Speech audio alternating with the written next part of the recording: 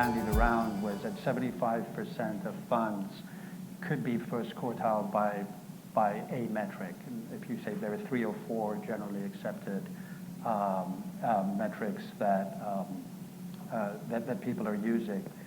I think technology has also allowed us to look at things beyond just the past track record. You could look at the current portfolio as well. And that's a big part of evaluating a group. You can look at the realized track record, but then in much more recent vintages, those numbers, those IRR numbers, are not very significant. And that is an issue with some people because you would get some less experienced LPs and individuals at other LPs who would look at a 1 or 2 year old fund and try to benchmark it against something else, whereas in reality that's pretty meaningless. But you want to know how much people have paid for their companies. You want to know how much they paid versus the private equity universe, not a large number that's distorted by a lot of strategic M&A activity in that particular sector. It is, I think it's always going to be a challenge, but our task is much easier now because of the ability to analyze a lot of data and a lot of good data in a relatively short period of time. I know Shant, we were talking this morning about how even EBITDA figures are being distorted, and you need to really understand that if you're adjust. But you need to be able to understand what's going on if GPs are using that as a plug for how well their unrealized portfolio is doing. Andrea, how do you get to apples? Yeah, you have to. The point around normalizing it is critical. The only way we have found is that you have to look at all of the information that goes into building that track record. First and foremost, I would say our view is, it's what Shant has said, that we are trusting the managers, and there are a lot of different ways to look at the numbers. The numbers matter a lot in our world on the LP side. IRR counts, at least in the institutional side, I can tell you, and I've had this conversation extensively, that IRRs really go to, individually performance. It's about, as an LP, staff members or investment staff is compensated based on those IRR numbers. Whether we like it or not, and whether IRR is an appropriate calculation to really kind of understand how you're actually generating returns in your portfolios, it's a critical measure tool.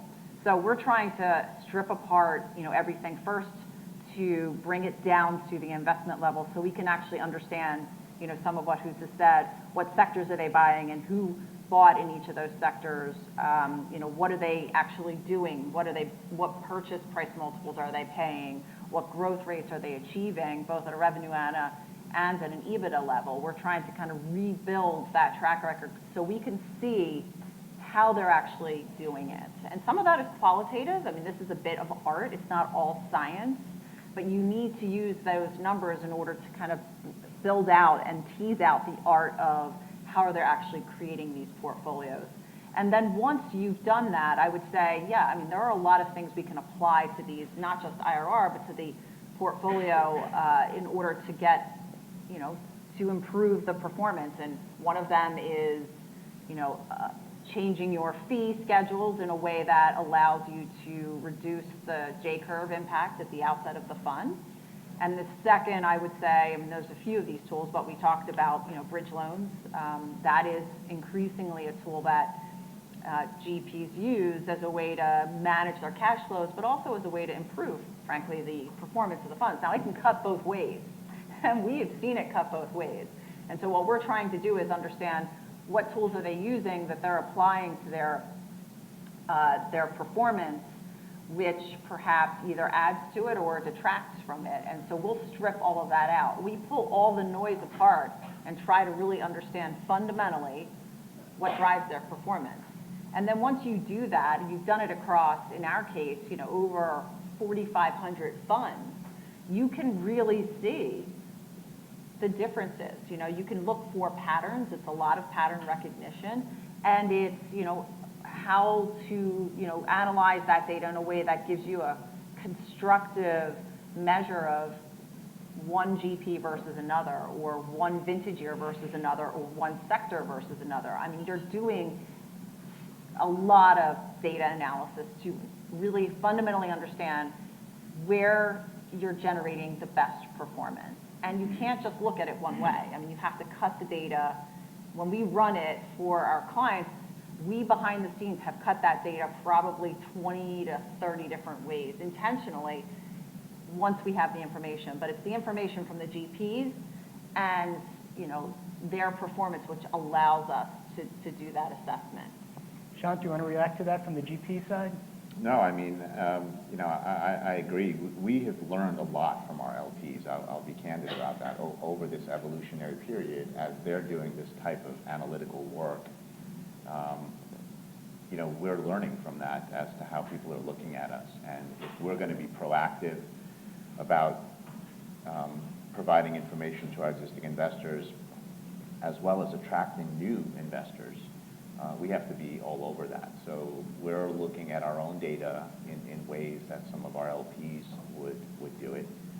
The concept of breaking out how you create value, where it comes from, does it match up with our investment strategy and what we're telling people? So, the devil is in the details. So if you're going out there, and I participate in the fundraising, so I'm giving investor pitches, and we're talking about our strategy and where we create value and how we do it, and then you give someone all the data, and they do what Andrea was saying, parse through it all and come up with a different conclusion, that doesn't really look well.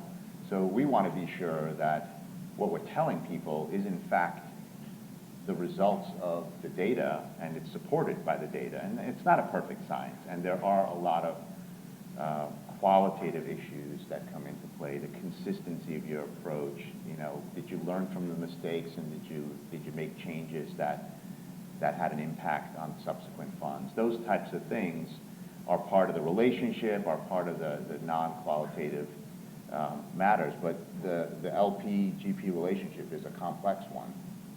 You have to be, as a GP, you have to be prepared to address it from both perspectives. And so from our standpoint, we've been learning a great deal from our investors on how they look at the data.